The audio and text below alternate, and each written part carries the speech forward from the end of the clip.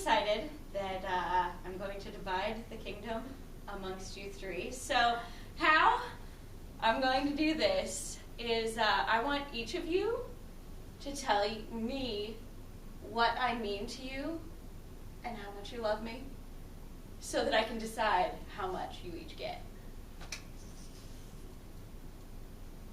Well, Father, since I'm the oldest, I'll go first. And, you know, I've been with you since I was a baby. And, I mean, technically, I've loved you my whole life, whereas you've only known me for less than half of yours.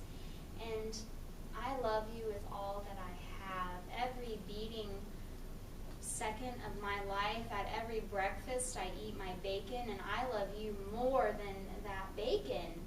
And you're just everything I have. All right. Well, I think I'll give you and Albany the forests and the meadows and all the things that go with that. Yeah. Reagan, your turn. Father, I love you just as much as Goneril, but even more. You take up all of the joy in my heart, and only your love could ever make me happy. All right. Well, I'm going to give you about the same size piece of the kingdom as I gave Goneril, so good for you. And last, but certainly not least, what do you have to say? Nothing. I have nothing to say to you. Nothing? Nothing. You're going to have to try a little bit harder than nothing. Nothing's going to get you nothing. Well, Dad, there's nothing more to say. I love you as a child should. And I think my sisters are lying when they say that they love you more than they love their husbands, because I hope that when I get married, I'll love my husband more, at least as much as you. Why are you being so rude? I'm not being rude. I'm just being honest. Well, if you have nothing to say, you can leave. Just get out. Okay. Snotty little brat. Why should I have to submit to the laws of this land in terms of inheritance? So what if my brother is a year older than me? So what if he's legitimate and I'm not? I'm just as good as him, if not better. Well, legitimate Edgar, I will have your land. If this email succeeds and my plot goes according to plan, I will overcome you.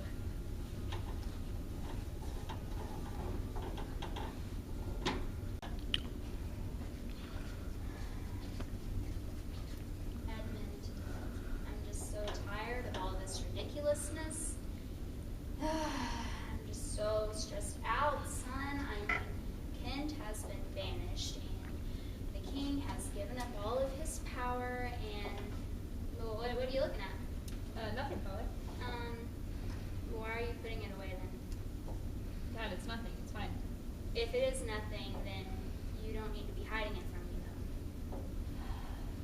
Please, Dad, excuse me. It's an email from my brother Edgar, and I haven't had time to read all of it, but the part that I have read, I don't think you should read it. Show it to me. You're going to be upset whether I show it to you or not, so I just hope my brother was trying to test my loyalty. Brother. Let me see. I think it's ridiculous that our elders are permitted to rule over us. By the time we will inherit from our father, we will be too old to enjoy it. Come talk to me more about this topic. Your brother, Edgar. I can't believe this. How could he have written this? Are you sure it's him? Is he the right addressee person? If the topic was a positive one, I would swear it was him, but since it's such a terrible topic, I wish it wasn't. Have you talked about this before?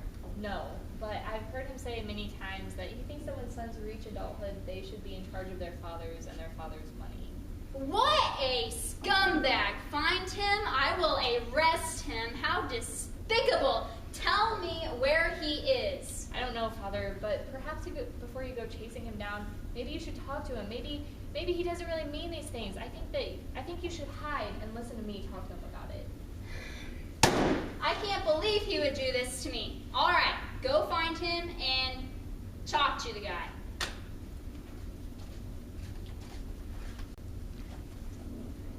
Hey man, what's up? What did you last see, Father? Last night? for like 2 hours. Did you part on good terms? I thought so. Why? Man, just think hard. Is there any way you could have offended him? He is so mad. I've never seen anger rage like that. I don't think I did anything. Someone must have done something or said that I did something, because I didn't do anything. That's what I'm afraid of. I think someone might be betraying you. Go hide in my room until I come and find you.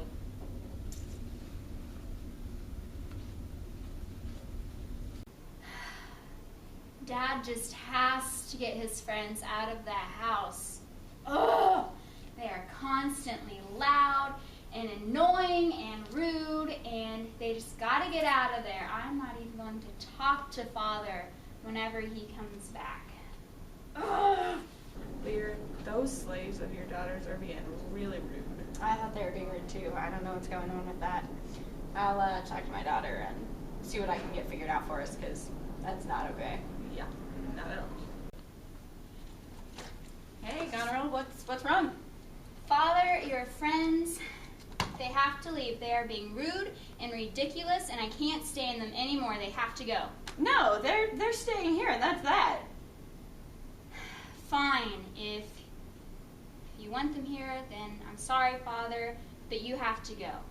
And that's the end of it. Hi, Dad. I don't know how my sister Goneril could have upset you because she just loves you so much. So please just tell her you're sorry. No, she told me that I couldn't have my friends over after all that I've done for her. Well, I invited her over, so too bad. Hello, Father. You should really say you're sorry, Dad. I mean, why do you need 50 of your friends over? That's so many. I will even, because I'm such a great daughter, I will even let you keep 25 friends at my house. I gave you guys the kingdom. You're only going to let me keep 25 of my friends with me? Why do you need 25 or 15 or even 5 people around to wait on you hand and foot? I really don't think you even need one. You have got to be kidding me. You won't let me have any of my friends? You're both disgustingly cold-hearted. I'm leaving you both.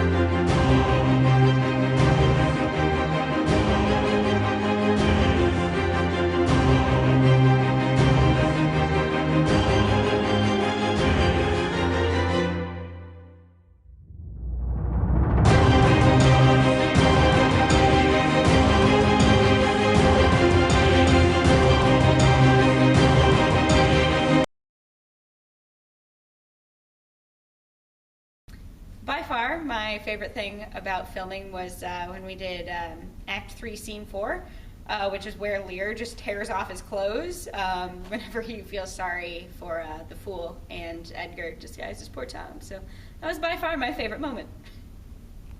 When looking at a character and their motives, it's really important to examine the script closely. So there are quite a few possibilities as to why Lear may have decided to give up the throne. The first option is that he was just getting older and wanted to give up some of his responsibilities of being king. Another option is that he was getting old and knew that he could divide his kingdom between his daughters and could then move on with whatever he wanted to do. When portraying the character of Lear, it's important to note that issues continue to arise. His first loss was of the kingdom. He loses his daughter. He's not allowed to keep a bunch of his men with him. And later feels the loss of Cordelia. And there's just a lot of loss of sense of self throughout this entire piece for him. I think there are a lot of things that motivate Cordelia's response to Lear's request. I mean, it's a weird request in the first place if you think about it.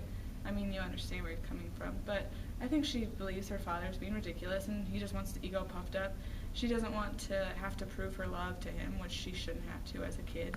And she believes that it should just show through him being her father and her being his daughter. And the way she comes back is pretty cool.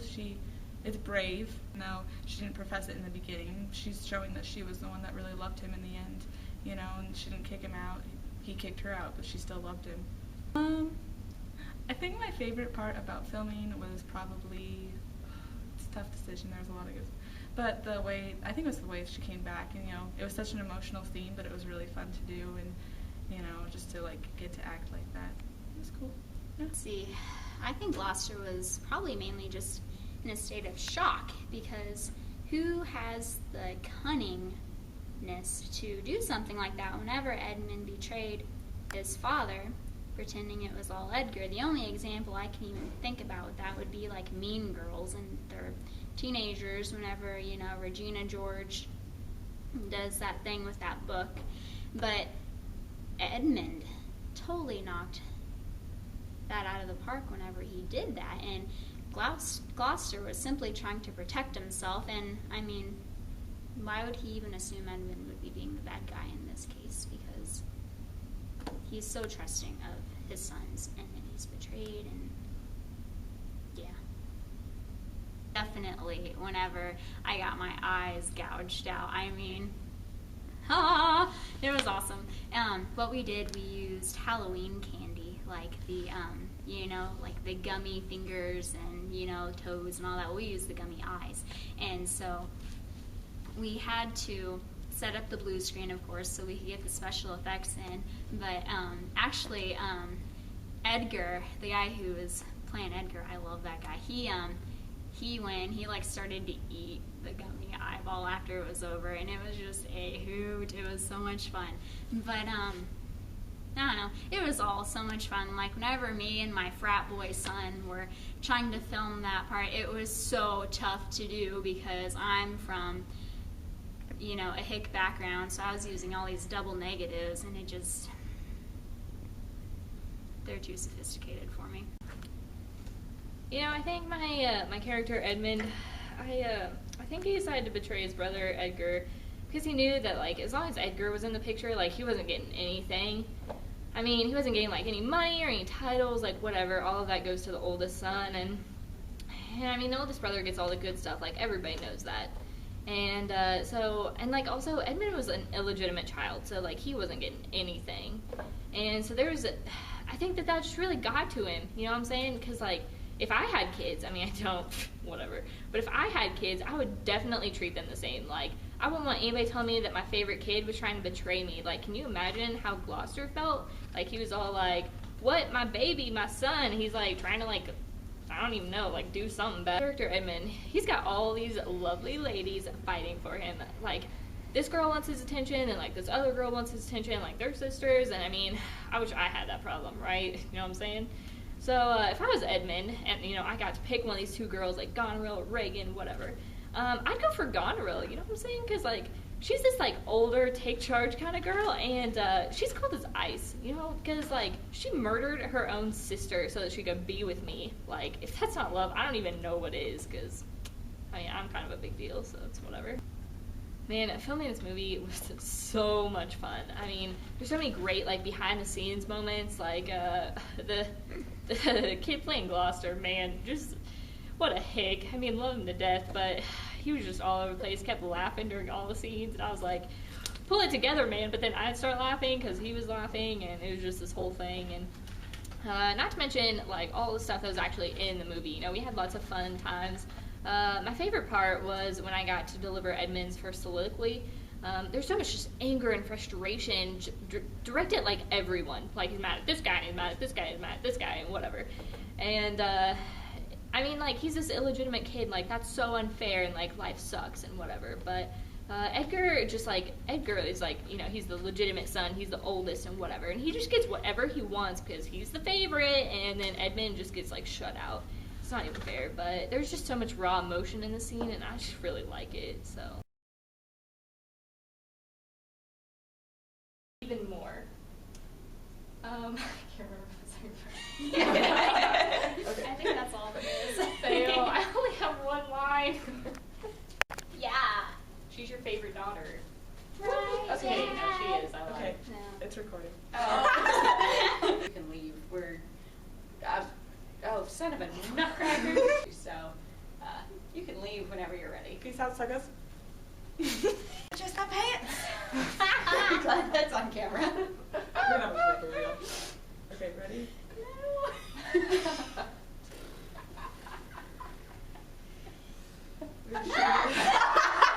There we go.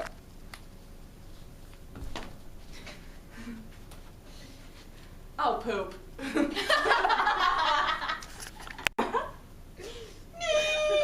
having more seconds and I couldn't hold it. And I'm like, wait, Get it. As soon as you looked at me, it was like, go on now, go! Walk out the door! Don't turn around now! Show my face! We should make a musical, guys. Oh my god! We could have like a music video. I'm so sorry. The drink? There's no audio on this. Oh. Okay, well, let's just restart. Lear. I can hear it.